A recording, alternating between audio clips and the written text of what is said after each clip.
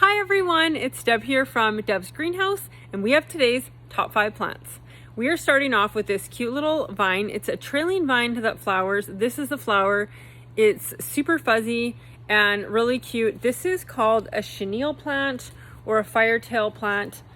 The proper name is, I think to pronounce it, is Acalypha. Acalypha. It's a difficult one, but it is known to be a firetail or chenille plant. And these guys are $3. They grow best in shade to part sun and can trail 10 to 20 inches long.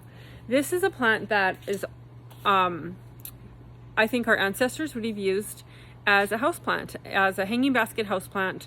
Would not flower, of course, year round, but it is super fun. So things that can go in the shade, especially the vine stuff, the vine plants that can go in the shade, they can double as houseplants. So that's always an option, or plant it outside in the summer and bring it indoors for the winter. It's really cute and it will get covered in these really awesome red blooms. Our second plant for today's top 5, we'll probably do this one several times, is eucalyptus. So look at these adorable teeny tiny eucalyptus. These were planted recently. They are not ready to go home yet, so even though we're open next week, I would definitely hold off on purchasing eucalyptus. It's too small. It needs to grow more. This is the baby blue eucalyptus, and these pots are $4.25. Here we have, this is a young plant too. This was just transplanted, so it's not filled out much yet, but it does have a cute bloom. This is a Diascia, and it's called My Darling Tangerine. We have not had this color ever before, so this is a brand new color for us. I really like it. If orange is your color, this is a really beautiful shade. Can you see that well? And they grow quite upright. So this can go in part shade all the way to full sun, 12 to 18 inches tall.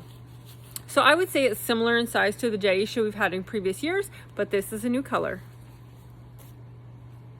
So we're talking about shade plants. This is a gorgeous shade plant. We have been waiting for this to bloom. So you can see how many buds are on here. This is a fuchsia. So in the fuchsias, we have a series called Bella Fuchsia. I did post about them earlier this week, and we have a workshop doing fuchsia baskets. So look at how gorgeous that bloom is. I'm so excited. They're such exotic looking flowers. This one is the Fuchsia Bella Lydia. So we have, I think, 4 types in this particular series, and this is the first one to open. So these are going to be quite a compact fuchsia. They're not going to be the big long trailing ones. We do have other ones that are called the giants, but these Bellas are the tidy ones. So you could put like 2 of these in a 6-inch pot and it would fill it out really nicely.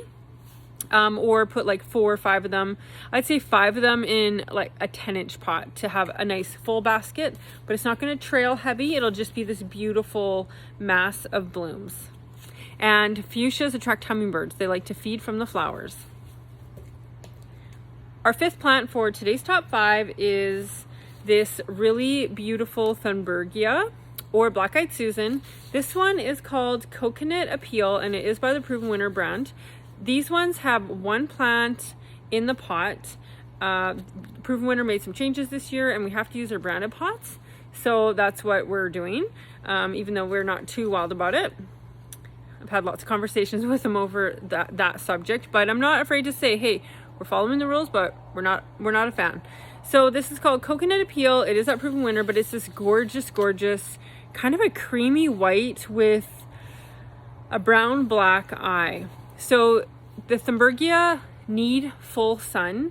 Part sun or part shade isn't going to have it thriving for you. We definitely want to give this full sun, and they're very sensitive to frost. So I would not put these outdoors until after the first week of June is over, because where we live in Alberta, we could still have frost or very cool evening temperatures, night temperatures.